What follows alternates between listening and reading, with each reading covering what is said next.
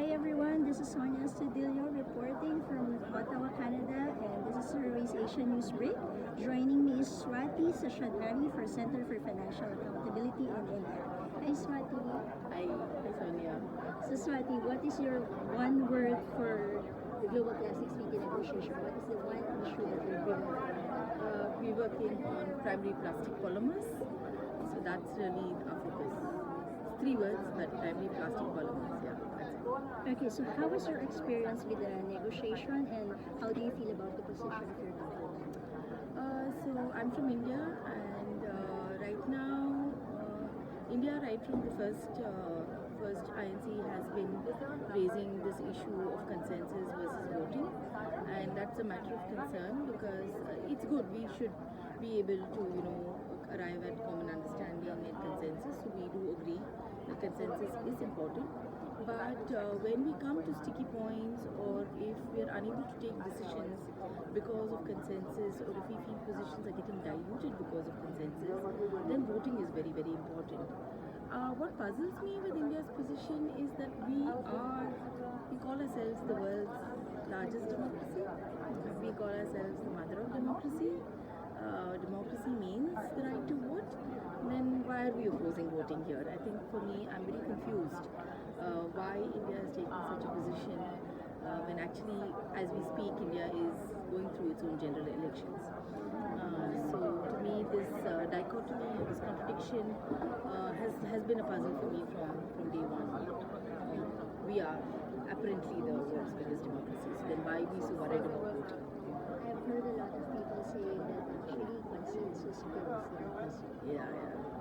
Absolutely, it does. It dilutes it because we come to the lowest common denominator, and then it's a useless treaty with no teeth to or no ability to change anything. And it's quite saddening that India, which otherwise considers itself a global leader, is unable to take a more progressive position, in this treaty. So, is there enough room to lobby with your member state? How is your access to that? So we don't. I mean, we don't get too much access to them. We are not. We've tried talking to them, but with very limited success. Maybe at the corridors, we exchange pleasantries, but we haven't been able to do more than that with delegates, unfortunately. Do you feel that the negotiations with ECR until now is going where it needs to go? Well, it's clearly not going where it needs to go. The problem I think started at INC 1 itself on the last day when this whole consensus voting and Rule 38.1, which was to be provisional, which is actually now provisionally applied, but the first conflicts around the rules of procedure began in the first round. So from day one, this has been a sticky point, and INC 2, it took away 2.5 days of the negotiations. We didn't get to any substantive work until the afternoon of the third day. So that has not gone well at all. And in terms of positions, in terms of the substantive part of the work, so one sticky point has been Rule 38.1 of the rules of procedure, and that continues to be an issue.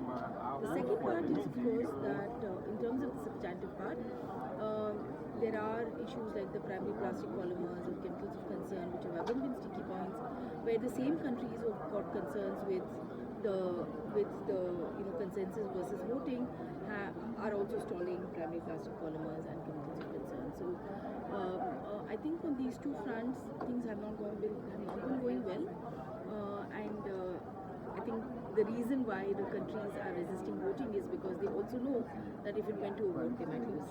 Because it's not a large number of people actually, it's a small group of countries who are the oil producing or petrochemical producing countries who are actually resisting both voting and primary plastic polymers and chemicals of concern. So it doesn't take much to join the dots or connect the dots, and that's where we are at. So I would be surprised if anyone thought that things are going well.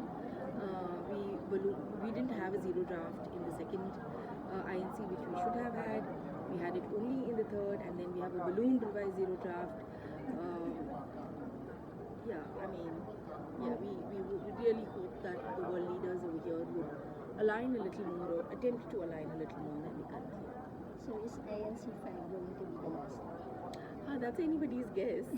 We would like a solid treaty, and we would like it by INC 5. We're worried that if it gets postponed, then it'll keep getting postponed.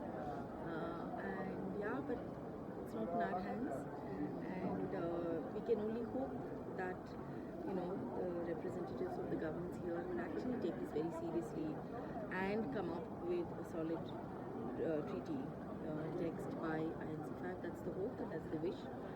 And yeah, we can only live with that. So do you have a message to your member state, your allies, and the plastic industry? Yes. I mean, a lot of messages, but really, I mean, this past year has taught us that the earth is taking back what it lost. It is retaliating. I come from the Asian region, and we've had the WMO report recently which said that the Asian region had the largest number of extreme climate weather events. The region is also going through historically the worst heat wave. So we don't have time. And the message really to member states industry is don't play the fool. Don't play the fool with our lives.